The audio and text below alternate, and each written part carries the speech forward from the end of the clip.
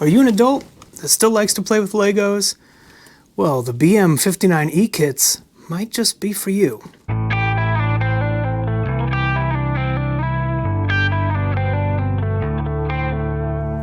So a client who is a friend of mine stopped by and just dropped off this new to him BM59-E kit from Sarco. Now these have always been interesting to me and I really look forward to working on one, so I thought I would put together a short little series of this assembly and the process that we go through on putting it all together. So this is going to be the first video. Let's go ahead and take a look at some of the parts that we got in this kit. So the owner of these kits bought one of each that Sarco has available. One kit has everything minus the receiver, including the barrel and the magazine. The second kit has everything specific to the 59E variant, and the rest are just general M1 Garand components that you can source on your own. His thought was we could choose the best parts from each kit when we assemble the final rifle. So we've already chosen the barrel and the bolt, and we've sent those off to James River Armory, where they will fit and headspace those to one of their brand new second variation receivers, which I believe came out just the first of this year. So I'm looking forward to seeing those. Okay, so let's take a quick look at some of the parts here. I have both kits out on the table, and so I've pretty much chosen the pieces I'm going to be using so far, but let's take a look at some of the furniture. Couple nice pieces of walnut here. You'll see a few dings and scratches right there from probably from shipping, and this very unique grain line running all the way on this piece. But overall, really good condition, and either one of these stocks would be just fine for this project. So I do think I'm going to use this one here.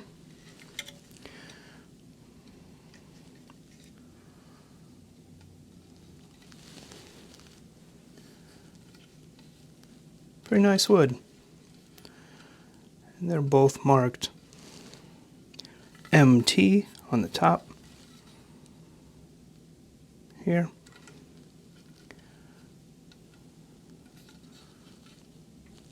But overall, nice piece of wood and no cracks or anything significant to detract from the function or really the aesthetic. Again, there's a couple little nicks right here, but it's probably from shipping, that sort of thing. Anyway, so here's the handguard. This came with the full kit. Nice, almost brand new. And these innards, also most of those looked brand new. Here's the upper handguard.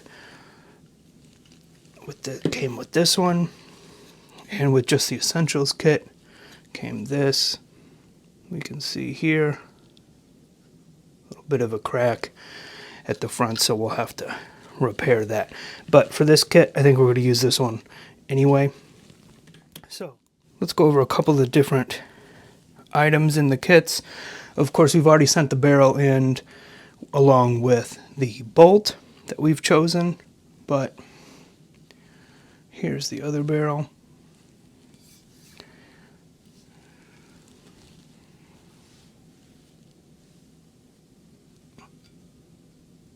And it looks like these were set up or attached to actual rifles and then put away in storage, but here's the gas port.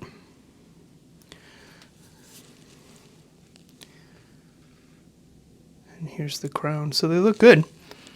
And here is the one of the op rods, the recoil spring.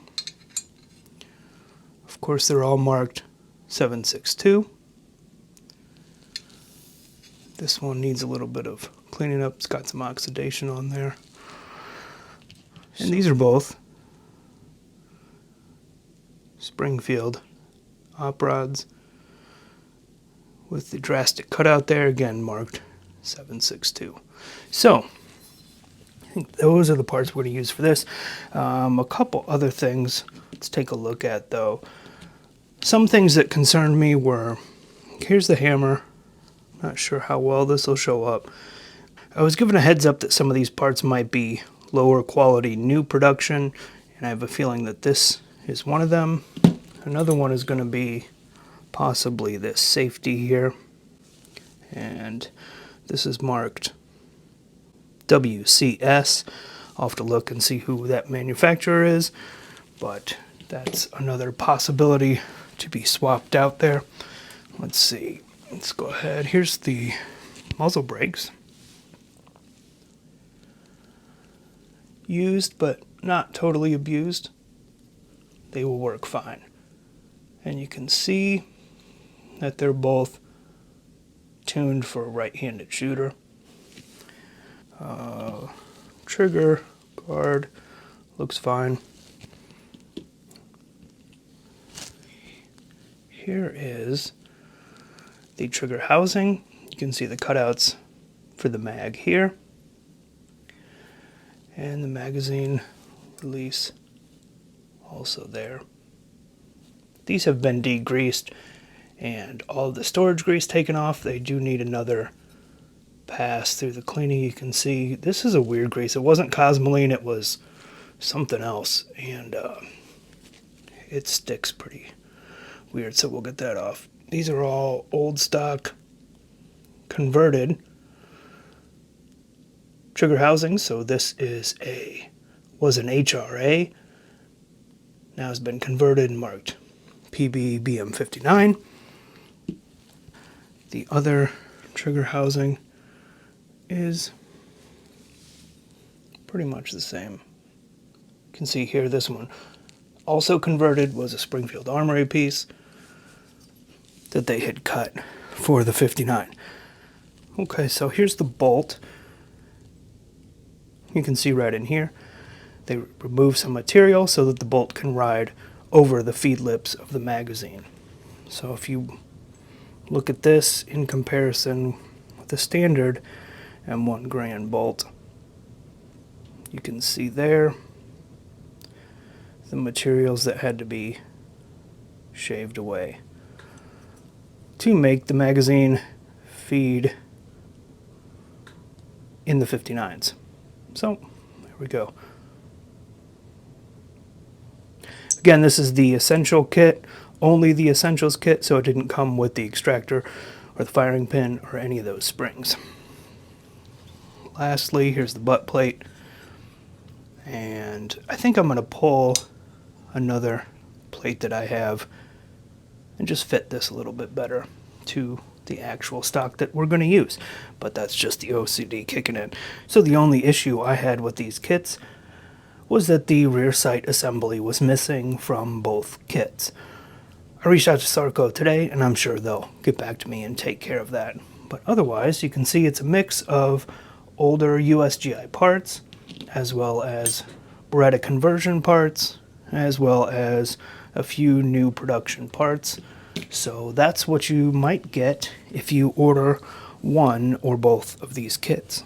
So if you're not familiar with the BM59, let's go over a little bit of the history. So of course we're talking post-World War II, and Italy's in the position that it doesn't have a lot of money. And we've heard this story in the past, right? They don't have a lot of money, but they do have a lot of surplus M1 Grands lying around. And like everyone else, Italy wanted a select fire, box magazine fed, updated service rifle. So the Italians were very resourceful, and they used the parts and the rifles that were available to them at the time. And in just about 5 years, they went from designing, trials, to adoption of the BM59. Whereas in the US, of course, we had the M14, but it took us over a decade to design, develop, trials before it was adopted. So kudos to them. Now, so some of the changes between the standard M1 Grand and the standard BM59 was, first of all, it was converted to 7.62 NATO. Second of all, they added the box-fed magazine. Also, they shortened the stock, the barrel, the op rod, and the recoil assembly. And they added their own muzzle brake. They also straightened out the gas system. Instead of being curved, they brought it down a little bit and just had it straightened out, which was easier to manufacture.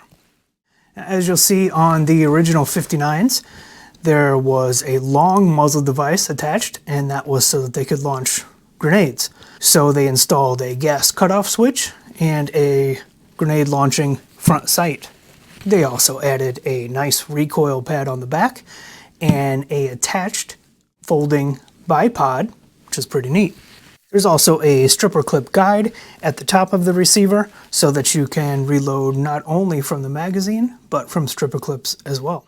Now, both of these kits did come with their own magazine, and those mags are some of the nicest design, quality, robust builds that I've seen. I've never handled one of these in person before, and I was pretty impressed. Now, I don't have those with me now because they're with the original owner.